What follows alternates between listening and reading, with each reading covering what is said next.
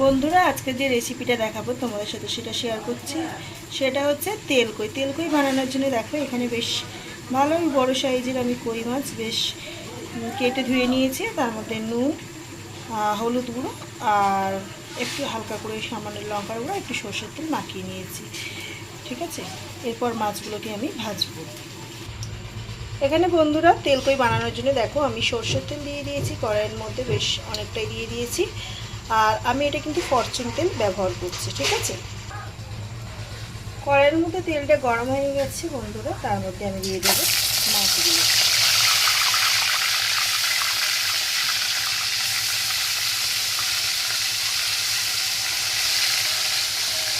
মাছগুলোকে ভাজা হয়ে গেলে তোমাদের সাথে দেখাবো।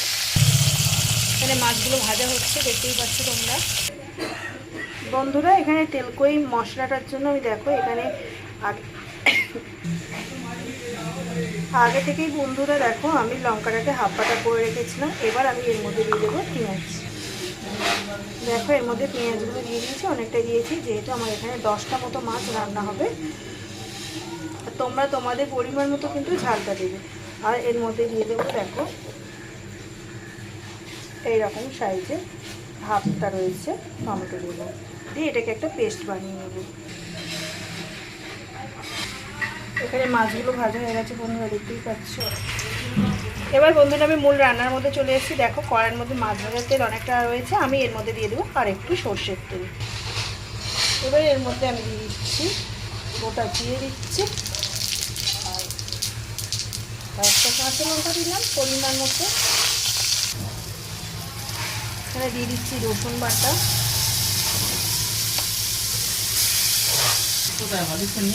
আর দিয়ে দিচ্ছি আদা বাটা দিলাম।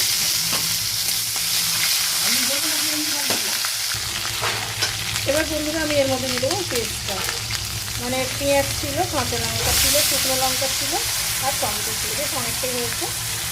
তো আমার যেহেতু 10টা মাছ রান্না করবো সেই জন্য অনেকটাই হয়েছে। তোমরা যে কটা মাছ রান্না করবে সেই বুঝে তোমরা এটা বানাবে।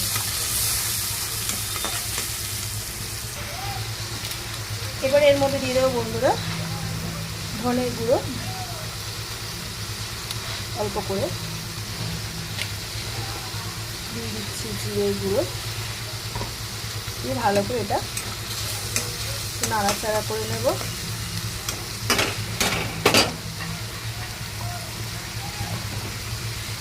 দিয়ে দিচ্ছি হলুদ গুঁড়ো, যেহেতু লঙ্কার আমার অনেকটা বাটা ছিল ওই জন্য লঙ্কার গুঁড়ো আমি এখানে ব্যবহার করলাম না।